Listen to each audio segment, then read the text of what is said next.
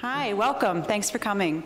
I'm Mila Rosenthal from the U.S. Board of Directors of the Business and Human Rights Resource Center. I have the honor of moderating this evening. Thank you all for coming. We have a very powerful lineup. We have a really rich and fertile topic for discussion, and we want to make sure that we have time for all of your questions. So I'm also going to be keeping time. We hope to move through everything very quickly. I'm wearing 2 watches. We are going to start with a welcome from Ulf Karlberg. He is the chair of the U.S. Board of Directors. He was an international business executive for 35 years. About 10 years ago, he became a full-time human rights activist, and he is now also the co-chair of the International Board of the Business and Human Rights Resource Center. Ulf Karlberg, thank you.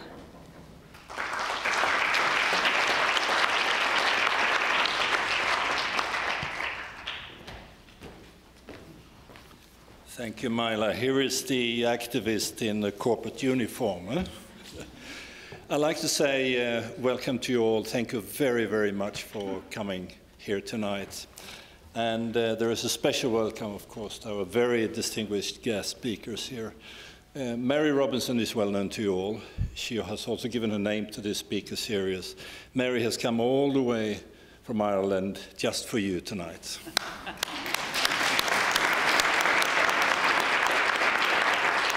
Our keynote speaker this evening is Ma Jun. He's come all the way from Beijing just for you here tonight.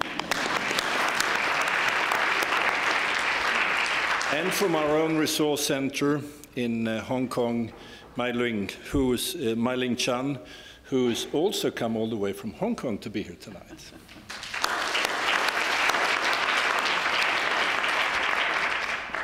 Now, as one of the founding trustees of this organization, I remember very well 10 years ago when Chris Avery, the creator and the director of the organization, was sitting in his flat in London with this great idea and his computer to create some kind of Google for business and human rights.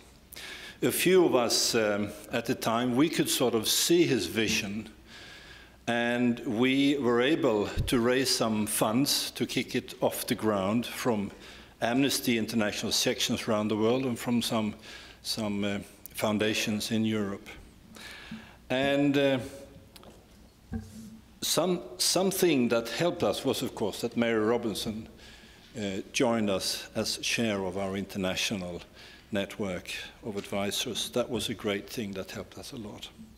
Now, 10 years on, it's quite clear that this organization has had and is having a great impact around the world. Our mission is very simple: to promote transparency and accountability, encouraging companies around the world to respect human rights. No one out there should say, we didn't know, we didn't have the information. The information is there all the time. The other thing which is important to us, for companies, for NGOs, for governments, for you, for consumers, this is a service that's absolutely free for all. Now, our website has become the first port of call for everyone working in this field.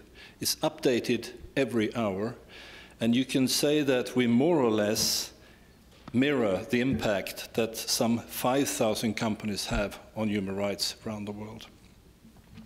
I think we are respected because we have a fair and balanced and independent approach. We highlight abuses when they occur, we expose it to the world, but also when companies are doing good things around the world, we expose that as well. And you will hear more about this later on. Very few organizations in the world can do that. Now, in some cases, exposing an abuse, get a reaction from the company, expose that to the world, we can see dramatic change on the ground within a couple of weeks or days or hours. It's amazing. It's a completely new thing.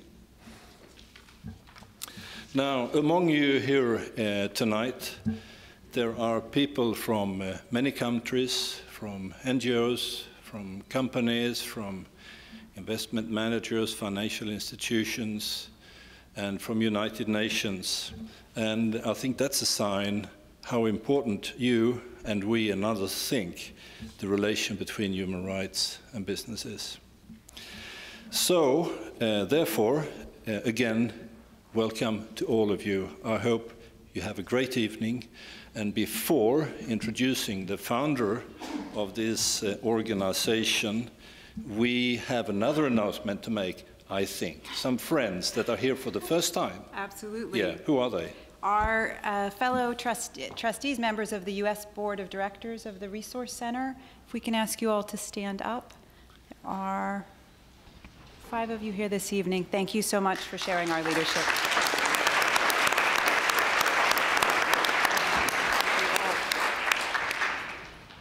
So absolutely, we on the board have our small role to play in the impact and effectiveness of the Business and Human Rights Resource Center. But we all know that the people who really make it happen, who do the hard work and the late nights, are the staff of the Resource Center. So I'm especially happy and excited to introduce the longest serving staff of the Resource Center.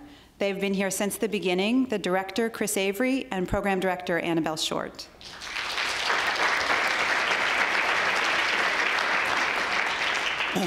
Thank you, Mila. I'm based at our London office. It's always a pleasure to come to New York City, which is where I studied law and human rights many years ago, probably before most of you were born. Much of the discussion tonight will focus on environmental issues, and some of you may be wondering, why is an organization called Business and Human Rights Resource Center hosting an event that's discussing the environment? In fact, the environment and human rights are very closely linked, and Mary Robinson will be explaining this a bit later. When companies pollute air, land, and water, this usually affects human beings and can have a terrible impact on their health. It can cause illness, with children often suffering the most severe consequences. There it is, yes. I remember the case of a US company operating a smelter, an outdated smelter in the town of La Arroya, Peru. And the Ministry of Health in Peru tested the local children and found that 99% of them had very severe lead poisoning, an example of the human rights impacts of environmental pollution. In some cases, pollution causes death, and pollution also displaces people from their land and from their homes, impacting their right to housing and their livelihoods. Of all the 150 business and human rights issues we cover on our website, the environment is actually the largest section on our site. I want to thank Mary Robinson for all that she has done for our organization over the years. When we were planning this, this second Mary Robinson Speaker Series event early this year, I contacted Mary and said, you know, what kind of a speaker do you want for the second annual event? And Mary's response was very simple. She said, I want an advocate who is having a real impact on the ground and who is really affecting change. And that didn't surprise me, because those have always been Mary's priorities, and that's the sort of person she is. We were very pleased when Ma Jun accepted our invitation to speak, because he is precisely that, an advocate who, in Mary's words, is having an impact, a real impact on the ground. So special thanks to you both, Mary and Ma Jun. I'll now pass the microphone to my colleague Annabel Short, our program director who's based in New York City.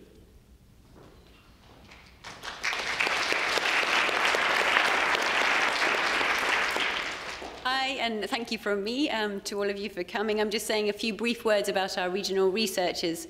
From the Resource Centre's inception, our plan has been not to greatly expand our presence in the UK or the US, but to recruit researchers based in other regions.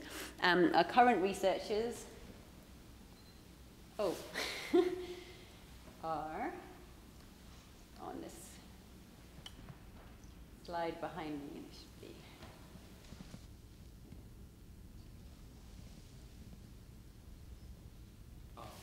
Sorry about that, there are a few empty slides there. There are current regional researchers.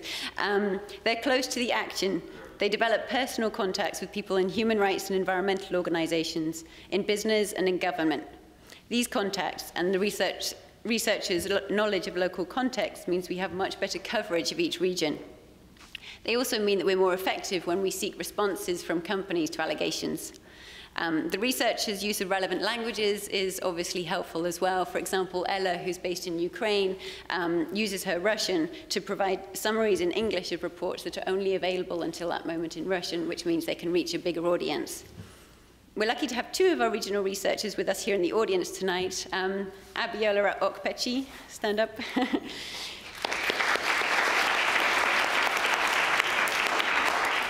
Abiola is based in Cape Town, South Africa, and her work focuses on the Anglophone Africa region. Her most recent mission for the Resource Center was to her home country, Nigeria, where she met local groups working on the human rights and environmental impacts of the oil industry.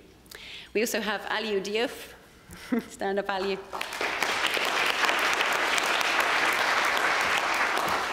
Aliou is based in Dakar in Senegal, and he covers Francophone Africa. He's recently back from Gambia, where he attended a meeting of the African Commission on Human and People's Rights. During the reception that follows this event, you'll have an opportunity to meet Aliou and Abiola and the rest of our staff, and feel free to track them down if you want to talk with them. Of course, Mei Ling Chan, our East Asia researcher based in Hong Kong, is also here. She's doing wonderful work representing the Resource Center in the region, and without further ado, I'll hand over to her. Thank you.